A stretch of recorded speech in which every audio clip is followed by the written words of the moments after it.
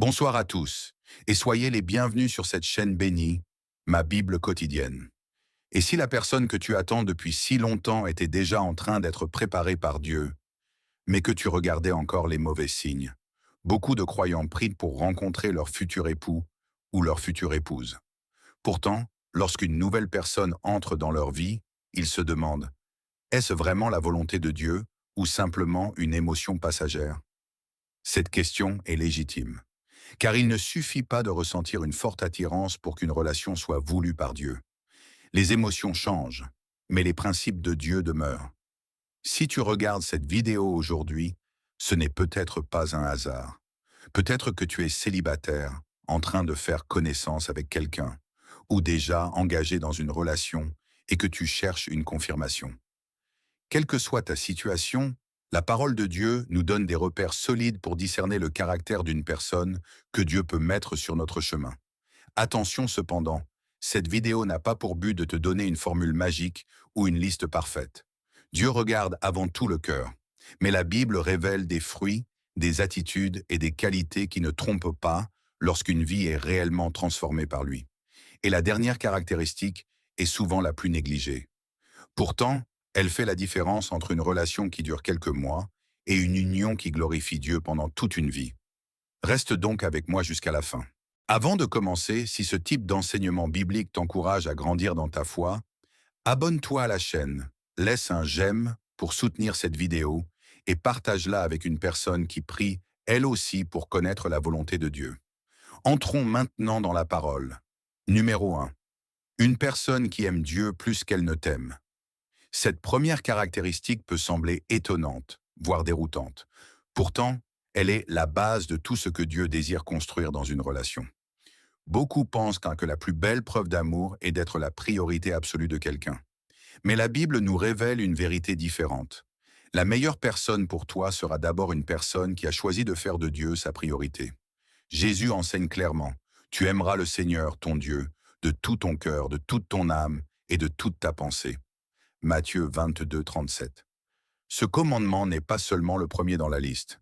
Jésus dit qu'il est le plus grand. Cela signifie que toutes les autres formes d'amour trouvent leur équilibre lorsqu'elles naissent d'un cœur entièrement tourné vers Dieu. Imagine un instant une personne qui cherche chaque jour la volonté du Seigneur avant de prendre ses décisions. Une personne qui prie, qui médite la parole et qui désire sincèrement marcher dans l'obéissance. Lorsqu'une telle personne t'aime, son amour n'est pas uniquement guidé par ses émotions du moment. Il est influencé par le caractère même de Dieu.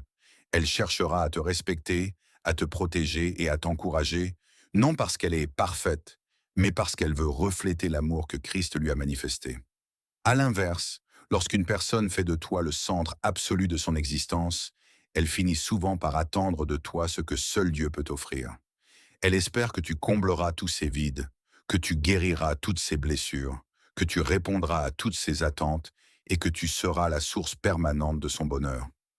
Or, aucun être humain n'a été créé pour porter un tel poids.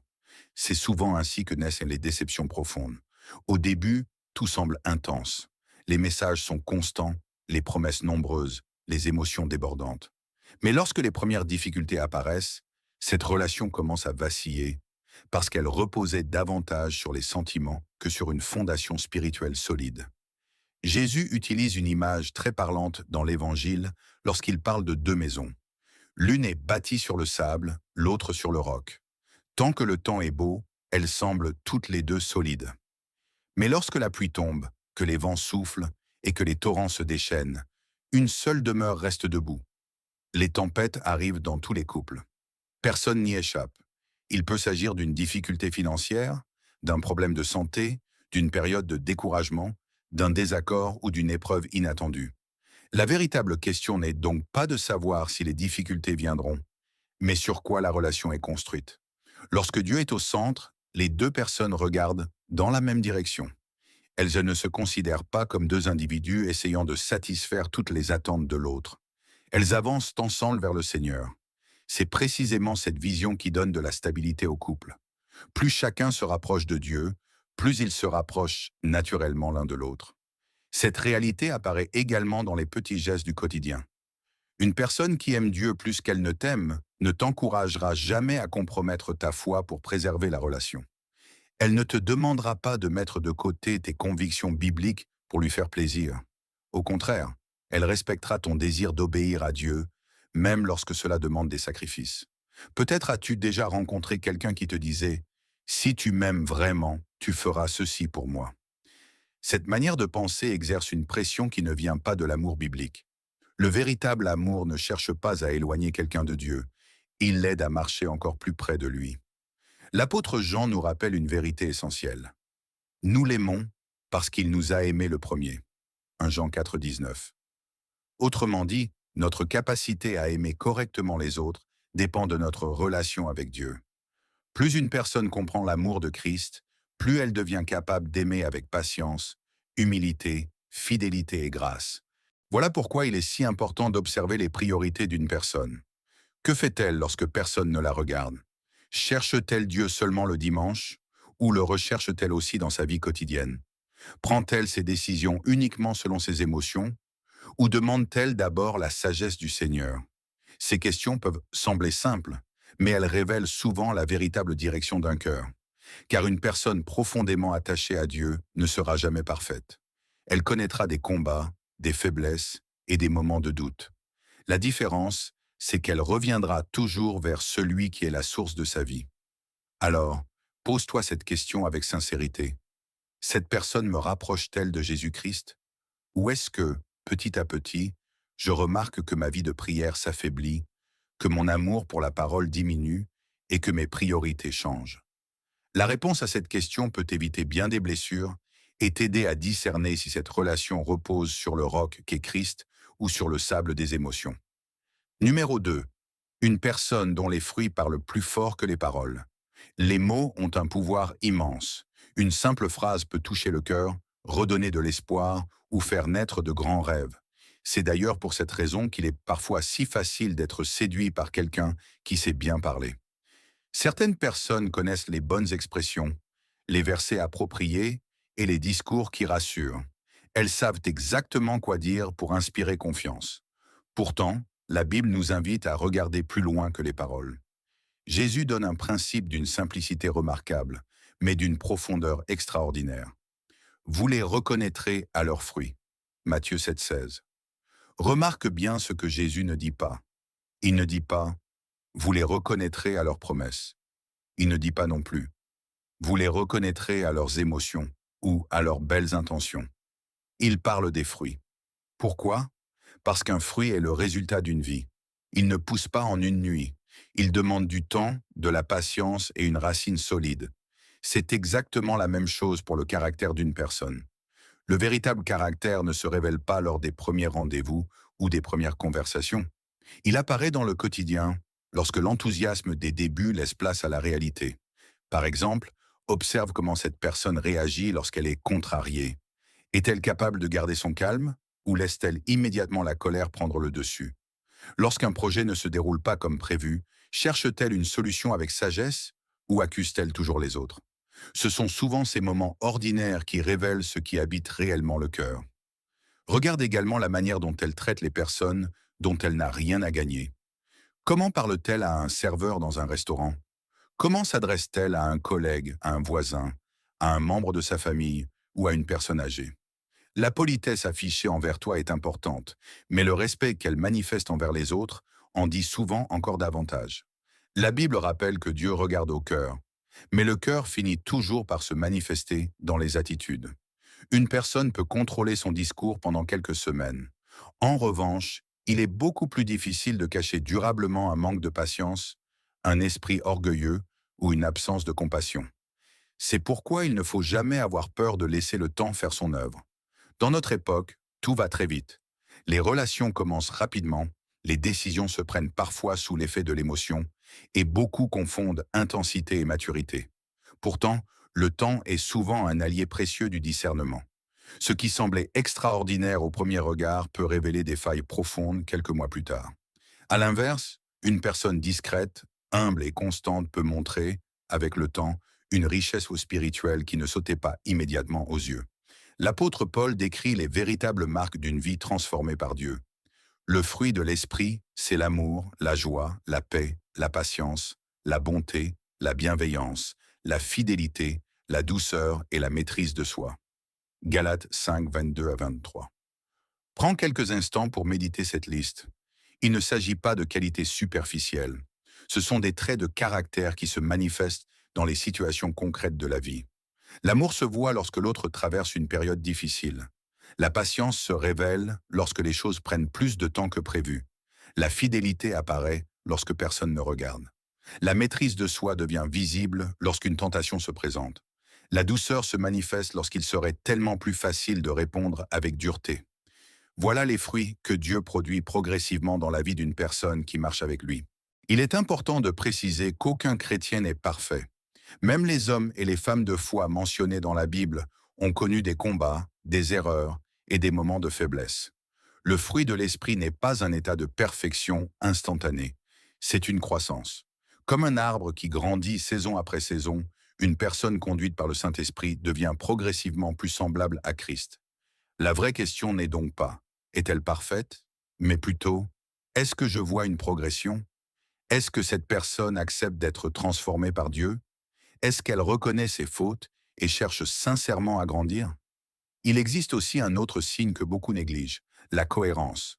Une personne authentique ne joue pas plusieurs rôles selon les circonstances.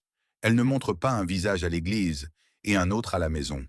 Son langage, son comportement et ses choix restent alignés, même lorsque personne ne l'observe. Le roi Salomon écrit dans les Proverbes « Celui qui marche dans l'intégrité marche avec assurance ». Proverbe 10, 9. L'intégrité est un fruit discret, mais extrêmement précieux. Elle inspire une confiance durable, car elle repose sur la vérité et non sur les apparences. Alors, avant de laisser ton cœur s'attacher aux belles paroles, prends le temps d'observer les fruits. Les compliments peuvent toucher les émotions, les promesses peuvent nourrir les espérances, mais seuls les fruits révèlent ce que les racines produisent réellement. Avec le temps, chacun finit par montrer ce qui remplit son cœur, et c'est cette réalité qu'il faut apprendre à discerner lorsque l'on cherche la personne que Dieu pourrait mettre sur son chemin. Tu es toujours là? C'est que tu aimes bien la vidéo. Clique sur s'abonner et on continue ensemble. Numéro 3. Une personne qui recherche la paix et non le chaos. Il existe un sentiment que l'on ne peut ni acheter, ni fabriquer, ni imiter longtemps, la paix. Ce n'est pas simplement l'absence de conflits ou de problèmes. La véritable paix est cette assurance profonde que Dieu est présent, même lorsque tout n'est pas parfait. C'est pourquoi lorsque Dieu fait entrer quelqu'un dans ta vie, sa présence produit souvent un climat qui favorise cette paix plutôt que la confusion. L'apôtre Paul rappelle une vérité essentielle. Dieu n'est pas un Dieu de désordre, mais de paix. 1 Corinthiens 14, 33. Ce verset dépasse largement le cadre de l'Église. Il révèle aussi le caractère de Dieu. Là où il agit, il apporte de l'ordre, de la sagesse et une direction claire. Cela ne signifie pas qu'il n'y aura jamais de questions ou d'incertitudes, mais il n'entretient pas le chaos pour conduire ses enfants. Pourtant, beaucoup de personnes confondent l'intensité émotionnelle avec l'amour véritable. Elles pensent que si une relation est remplie de tensions, de ruptures et de réconciliations incessantes, c'est la preuve que leurs sentiments sont profonds. En réalité, une relation instable peut parfois créer une dépendance émotionnelle qui n'a rien à voir avec l'amour biblique. Tu connais peut-être ce genre de relation. Un jour, tout semble merveilleux. Les promesses sont nombreuses, les projets paraissent solides et l'avenir semble déjà écrit. Puis, sans raison apparente, une dispute éclate. Les paroles deviennent blessantes. Le silence s'installe. La méfiance grandit. Ensuite viennent les excuses, les promesses de changement, et le cycle recommence encore et encore. Avec le temps, cette succession de hauts et de bas épuise le cœur. On finit par vivre dans l'attente du prochain conflit. On analyse chaque message, chaque regard, chaque mot, de peur qu'un nouvel orage éclate. Ce n'est pas la paix que Dieu désire pour ses enfants. Bien sûr, aucune relation humaine n'est parfaite. Même deux personnes profondément attachées à Dieu connaîtront des désaccords. Elles auront des différences de caractère, des incompréhensions ou des moments de fatigue. La Bible ne promet jamais une relation sans difficulté. En revanche, elle montre qu'une relation fondée sur Dieu développe une manière différente de traverser les conflits. Dans une relation guidée par le Seigneur, le but n'est pas d'avoir toujours raison. Le véritable objectif est de préserver l'amour, la confiance et l'unité. L'apôtre Paul écrit « S'il est possible, autant que cela dépend de vous, soyez en paix avec tous les hommes. » Romains 12, 18. Cette exhortation révèle une attitude de cœur. Une personne conduite par Dieu ne nourrit pas volontairement les conflits. Elle cherche le dialogue avant la rupture. Elle préfère écouter avant de condamner. Elle est prête à reconnaître sa part de responsabilité lorsque cela est nécessaire. À l'inverse, certaines attitudes devraient immédiatement attirer ton attention. La manipulation émotionnelle, par exemple, n'est jamais une preuve d'amour. Faire culpabiliser l'autre pour obtenir ce que l'on veut, utiliser le silence comme une punition, menacer constamment de partir ou chercher à contrôler chaque aspect de la vie de l'autre ne reflète pas le caractère de Christ. La jalousie excessive est également un signal à ne pas ignorer. Il existe une différence entre protéger une relation et vouloir posséder une personne. L'amour biblique respecte la liberté, fait confiance et refuse de transformer l'autre en prisonnier de ses propres insécurités. Le livre des Proverbes déclare « Une réponse douce calme la fureur, mais une parole dure excite la colère. » Proverbe 15, 1. Observe comment cette personne réagit lorsqu'une tension apparaît. Cherche-t-elle immédiatement à blesser par ses paroles? Ou prend-elle le temps de réfléchir avant de répondre? Les mots prononcés dans les moments difficiles révèlent souvent bien plus que ceux exprimés lorsque tout va bien. Une autre question mérite également d'être posée. Après avoir passé du temps avec cette personne, dans quel état repart ton cœur? Te sens-tu encouragé, fortifié et plus proche de Dieu? Ou bien repars-tu avec un sentiment d'épuisement, de culpabilité ou d'anxiété? Ressens-tu une paix qui t'aide à avancer avec confiance? Ou vis-tu dans une inquiétude permanente en te demandant ce qui pourrait mal tourner demain? Il est important de ne pas confondre les combats spirituels normaux avec une relation qui produit continuellement du désordre. Les épreuves existent, mais elles ne devraient pas devenir le mode de fonctionnement permanent du couple. Jésus a laissé cette promesse à ses disciples. « Je vous laisse la paix, je vous donne ma paix. Je ne vous donne pas comme le monde donne, que votre cœur ne se trouble point et ne s'alarme point. » Jean 14, 27. Cette paix ne dépend pas des circonstances. Elle vient de sa présence. Et lorsqu'une personne marche sincèrement avec Christ, cette paix commence peu à peu à influencer sa manière d'aimer, de communiquer, de pardonner et de construire ses relations. Voilà pourquoi il est essentiel de discerner non seulement ce qu'une personne dit, mais aussi l'atmosphère qu'elle apporte dans ta vie. Car une relation voulue par Dieu ne nourrit pas constamment la peur, la confusion ou l'instabilité.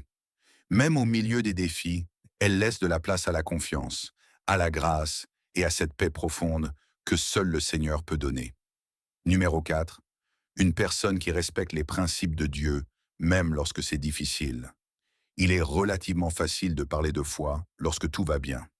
Il est facile de citer des versets, de chanter des louanges ou d'affirmer que l'on fait confiance à Dieu lorsque rien ne vient mettre cette confiance à l'épreuve. Mais le véritable caractère d'un croyant se révèle dans les moments où obéir à Dieu a un prix.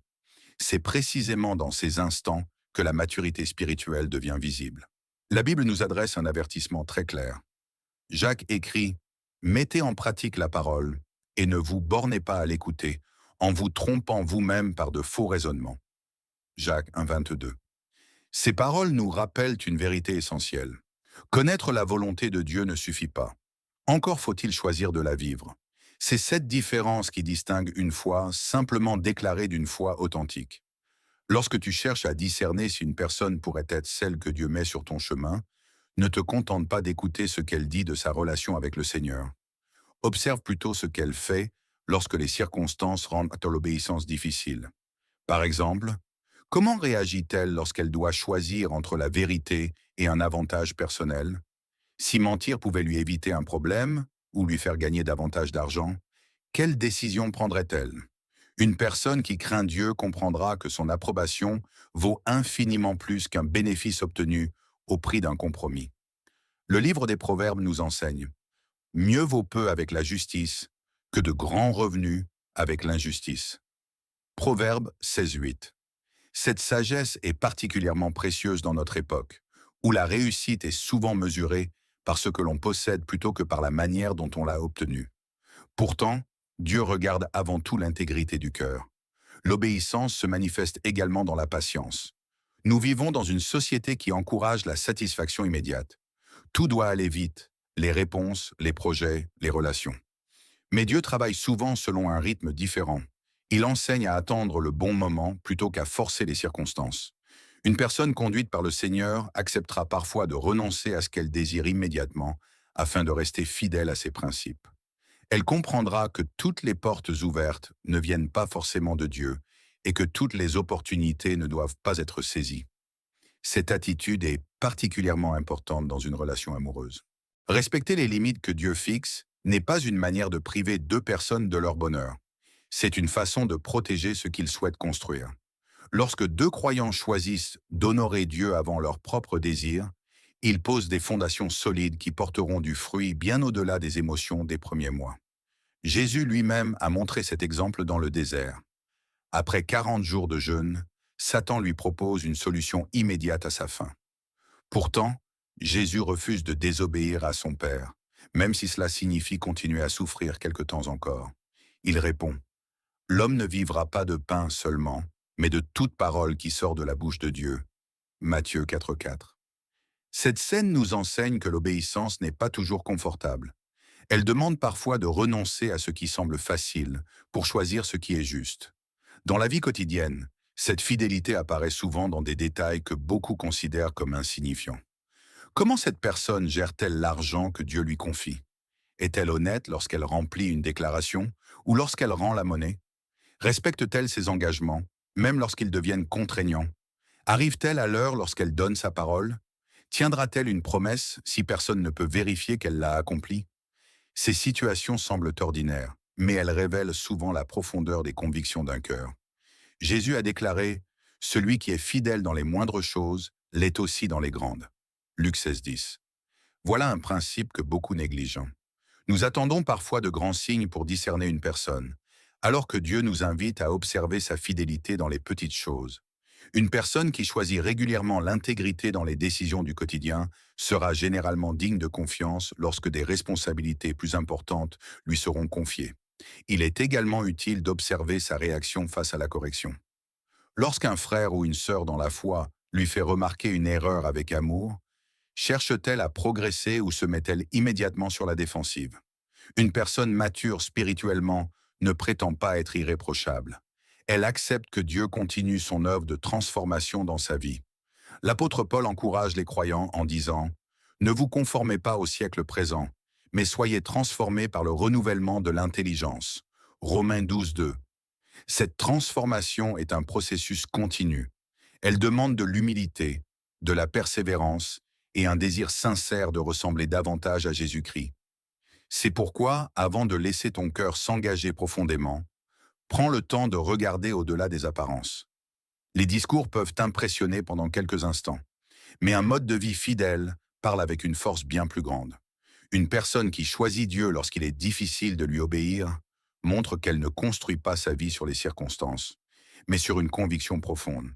Et ce sont précisément ces convictions invisibles qui soutiendront une relation lorsque les épreuves viendront éprouver les fondations du couple. Numéro 5. Une personne humble et prête à grandir. L'une des plus grandes erreurs que nous pouvons commettre lorsque nous cherchons la personne que Dieu nous destine est d'attendre quelqu'un de parfait. Nous imaginons parfois qu'un homme ou une femme de Dieu ne fera jamais d'erreur, ne blessera jamais personne et prendra toujours les bonnes décisions. Mais la Bible ne présente jamais ce portrait. Au contraire, elle nous montre que même les plus grands serviteurs du Seigneur ont connu des moments de faiblesse. Ce qui les distinguait n'était pas leur perfection, mais leur capacité à revenir vers Dieu avec un cœur humble. Regarde la vie de David. Il est appelé un homme selon le cœur de Dieu, et pourtant il a commis des fautes graves. L'apôtre Pierre, l'un des plus proches disciples de Jésus, a renié son maître à 3 reprises. Même Moïse, choisi pour conduire Israël hors d'Égypte, a connu des instants où il a laissé ses émotions prendre le dessus.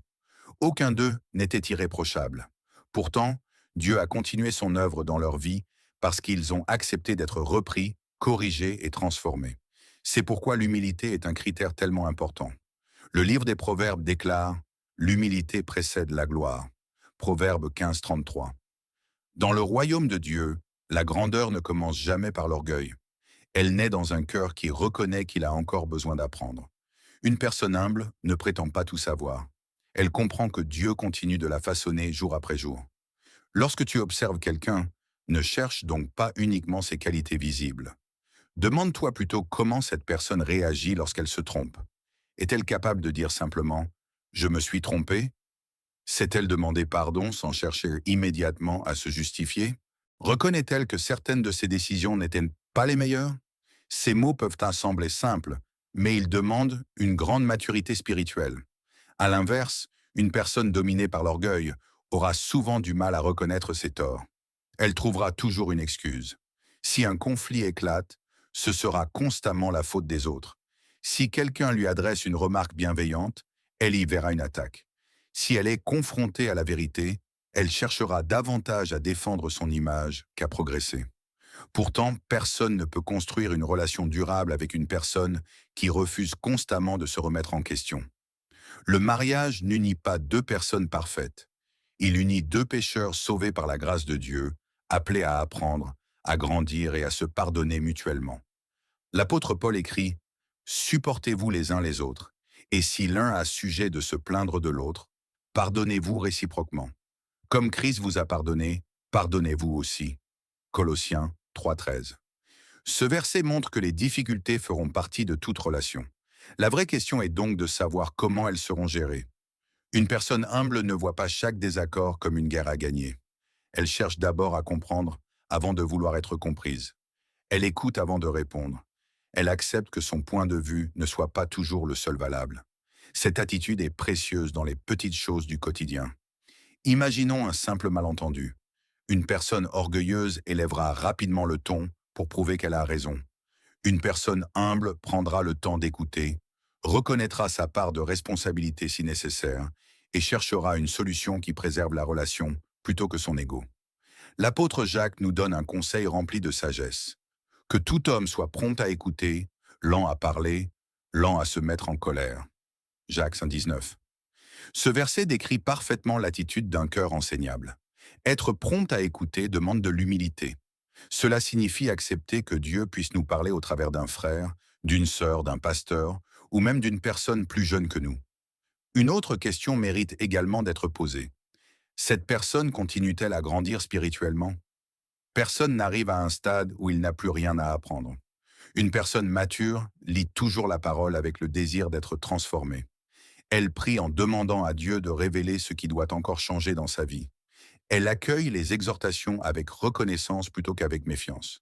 C'est cette disposition qui permet à une relation de grandir au fil des années, car les circonstances changent, les responsabilités évoluent et les défis deviennent parfois plus grands. Si chacun reste attaché à son orgueil, les conflits s'accumulent. Mais lorsque deux personnes choisissent l'humilité, elles laissent au Saint-Esprit la possibilité de façonner leur caractère et de renforcer leur union. Jésus lui-même est notre plus grand modèle. Bien qu'il soit le Fils de Dieu, il a choisi le chemin de l'humilité. L'apôtre Paul écrit « Ayez en vous les sentiments qui étaient en Jésus-Christ, il s'est humilié lui-même. » Philippiens 2, 5-8. Si le Seigneur de l'univers a choisi l'humilité, combien plus devrions-nous la rechercher dans nos relations? Alors, avant d'admirer les talents, le charisme ou les belles paroles d'une personne, observe son cœur. Est-elle disposée à apprendre? Accepte-t-elle d'être corrigée avec douceur? Reconnaît-elle ses erreurs sans chercher constamment à sauver les apparences? Car une personne enseignable continuera de grandir avec Dieu tout au long de sa vie, et cette croissance deviendra une bénédiction pour tous ceux qui marcheront à ses côtés. Numéro 6, une personne qui t'aide à devenir meilleur. Il existe une question que peu de personnes se posent au début d'une relation, alors qu'elle peut pourtant changer toute une destinée. Nous demandons souvent « Est-ce que cette personne me rend heureux? Est-ce que nous avons des points communs? Ou encore « Est-ce que je me sens bien avec elle ?» Ces questions sont importantes, mais elles ne sont pas les plus profondes. La question que la Bible nous invite à poser est bien différente. Depuis que cette personne est entrée dans ma vie, est-ce qu'elle me rapproche davantage de Jésus-Christ? Car le véritable amour biblique ne cherche pas seulement à procurer du bonheur. Il participe à l'œuvre que Dieu accomplit dans une vie. Il encourage la croissance spirituelle, fortifie la foi et pousse chacun à devenir la personne que le Seigneur l'appelle à être. Le livre des Proverbes déclare « Comme le fer aiguise le fer, ainsi un homme aiguise le visage de son prochain ». Proverbe 27, 17. Cette image est remarquable. Le fer n'est pas aiguisé par quelque chose de mou ou de fragile. Il est façonné par le contact avec un autre morceau de fer. De la même manière, Dieu utilise parfois les relations pour affiner notre caractère, développer notre patience, approfondir notre foi et nous rapprocher davantage de lui. Une personne que Dieu met sur ton chemin ne cherchera pas à entretenir les habitudes qui t'éloignent du Seigneur. Au contraire, elle t'encouragera avec amour à poursuivre ce qui plaît à Dieu. Si elle voit ton zèle pour la prière diminuer, elle ne s'en réjouira pas. Elle t'encouragera à retrouver du temps dans la présence de Dieu. Si elle remarque que tu traverses une période de découragement, elle ne se contentera pas de te dire que tout ira bien. Elle ouvrira la parole de Dieu avec toi. Elle te rappellera les promesses du Seigneur. Elle priera avec toi, non parce qu'elle possède toutes les réponses, mais parce qu'elle sait où se trouve la véritable source de la paix et de la force. L'apôtre Paul écrit « Encouragez-vous donc les uns les autres et édifiez-vous mutuellement ». 1 Thessaloniciens 5,11. Le mot « édifier » est très parlant. Édifier, c'est construire. Une personne conduite par Dieu participe à la construction de ta vie spirituelle. Elle ne détruit pas ta confiance en Dieu. Elle ne se moque pas de tes convictions. Elle ne t'incite pas à faire des compromis pour satisfaire ses propres désirs. Au contraire, elle devient un soutien dans ton cheminement avec Christ. Il est également important d'observer ce que cette personne célèbre chez toi. Certaines personnes encouragent uniquement la réussite extérieure, les diplômes, la carrière, les revenus ou les succès visibles. Ces choses peuvent avoir leur importance, mais une personne animée par l'Esprit de Dieu se réjouira surtout de voir grandir les fruits spirituels dans ta vie. Elle se réjouira lorsque tu progresses dans la foi. Elle t'encouragera à utiliser les dons que Dieu t'a confiés.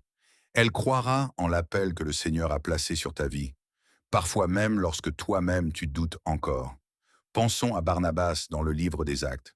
Son nom signifie « fils d'encouragement ».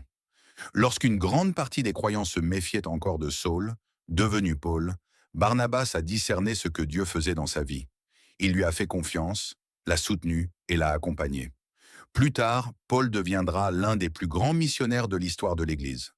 Parfois, Dieu place sur notre route des personnes capables de voir ce que sa grâce est en train de construire en nous avant même que nous en soyons pleinement conscients. Une autre marque d'une personne que Dieu t'envoie est sa capacité à dire la vérité avec amour. L'amour biblique n'approuve pas tout par peur de déplaire. Lorsqu'il est nécessaire de reprendre un frère ou une sœur, il le fait avec douceur, humilité et bienveillance. Paul écrit « Mais que, professant la vérité dans l'amour, nous croissions à tous égards en celui qui est le chef, Christ. » Éphésiens 4,15. Il existe une grande différence entre juger quelqu'un et l'aider à grandir. Une personne qui t'aime selon le cœur de Dieu n'hésitera pas à t'avertir si elle voit que tu prends un chemin dangereux. Non pour te contrôler, mais parce qu'elle désire ton bien spirituel. À l'inverse, méfie-toi d'une relation où chacun encourage les compromis de l'autre. Si une personne t'incite à négliger la prière, à abandonner ton assemblée, à relativiser les enseignements de la Bible ou à vivre selon les standards du monde plutôt que selon ceux de Dieu, il est nécessaire de prendre du recul. Une relation qui affaiblit progressivement ta communion avec le Seigneur mérite une réflexion sérieuse. Jésus a déclaré « Cherchez premièrement le royaume et la justice de Dieu, et toutes ces choses vous seront données par-dessus. » Matthieu 6,33. Une personne que Dieu place dans ta vie respectera toujours cette priorité. Elle ne te demandera jamais de choisir entre elle et Dieu. Elle comprendra que plus vous chercherez ensemble le royaume de Dieu, plus votre relation sera solidement enracinée. Alors, prends quelques instants pour regarder ton parcours avec honnêteté. Depuis que cette personne est entrée dans ta vie, as-tu développé un plus grand amour pour la parole de Dieu? Ta vie de prière est-elle plus profonde? Ton désir de servir le Seigneur est-il plus fort? Ressens-tu une croissance dans ton caractère, dans ta foi et dans ton espérance? Ces questions demandent du courage, mais elles peuvent aussi apporter une grande clarté. Car la personne que Dieu t'envoie ne se contente pas d'occuper une place dans ton cœur. Elle participe, par sa manière de vivre, de parler et d'aimer, à l'œuvre que le Seigneur accomplit en toi. Et lorsqu'une relation produit ce fruit, elle devient bien plus qu'une simple histoire d'amour. Elle devient un moyen par lequel Dieu façonne deux vies pour sa gloire. Numéro 7. Une personne qui choisit l'amour comme un engagement et non comme une simple émotion. Nous arrivons à cette dernière caractéristique, et elle est peut-être la plus importante de toutes. Car si les 6 précédentes permettent de discerner le cœur d'une personne, celle-ci révèle la solidité de l'amour qu'elle est prête à construire. Notre époque parle constamment de l'amour, mais elle le réduit souvent à une émotion.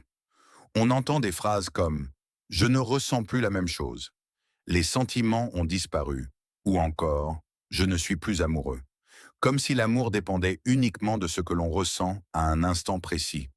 La Bible nous présente une vision beaucoup plus profonde. Elle ne nie pas les émotions.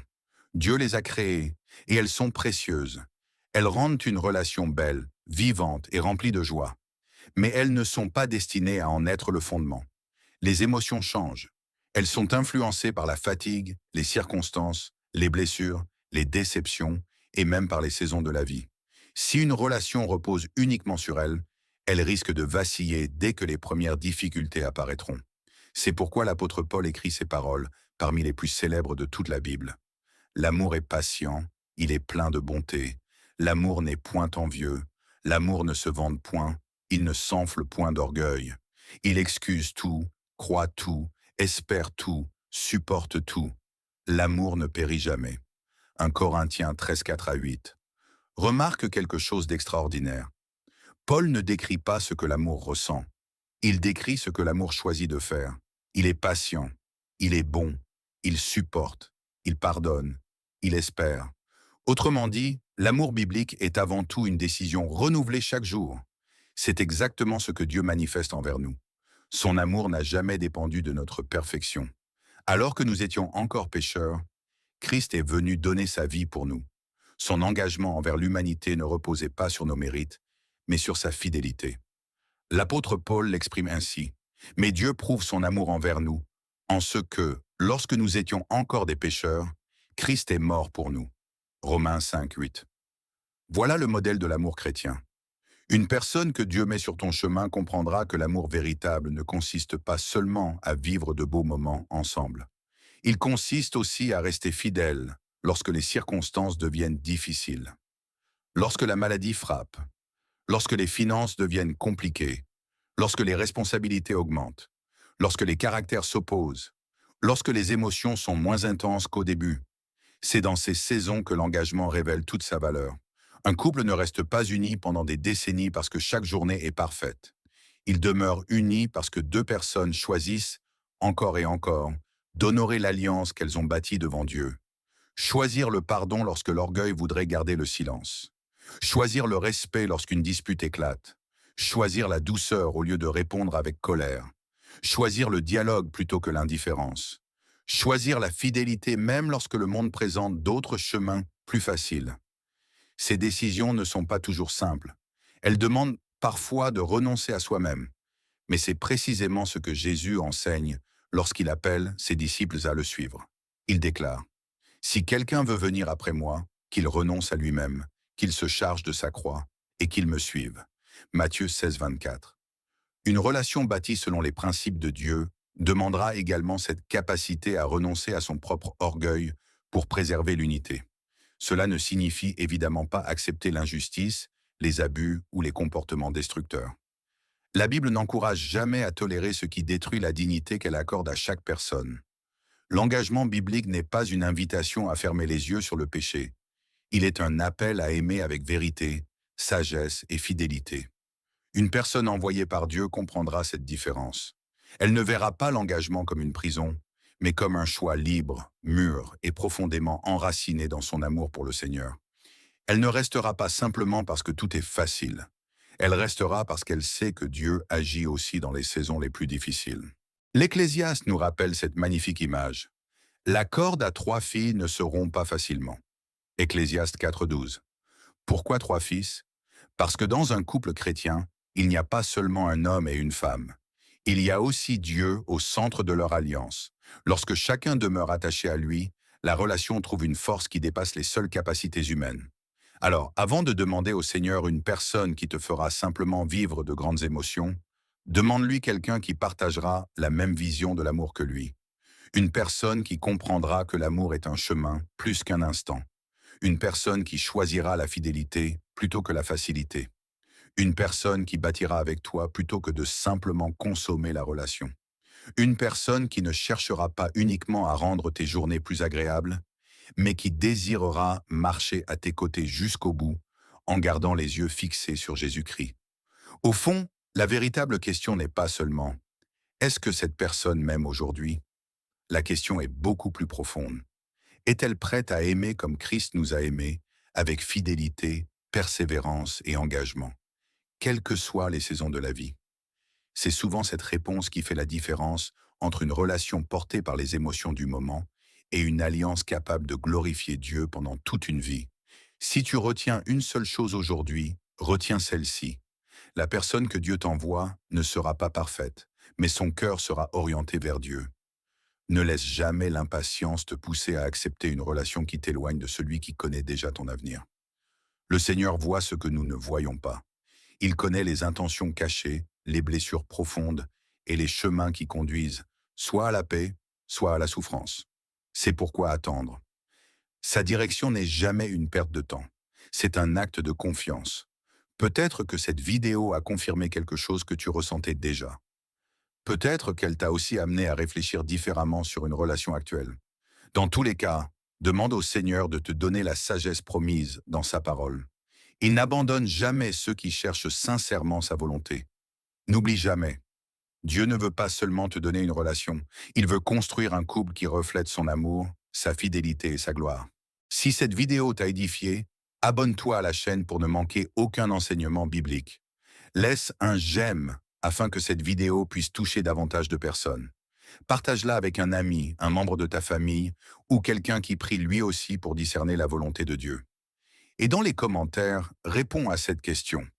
Selon toi, laquelle de ces 7 caractéristiques est la plus importante dans une relation chrétienne? Ou écris simplement « Seigneur, donne-moi le discernement pour reconnaître la personne que tu prépares pour moi. » Que Dieu te bénisse abondamment et qu'il dirige chacun de tes pas.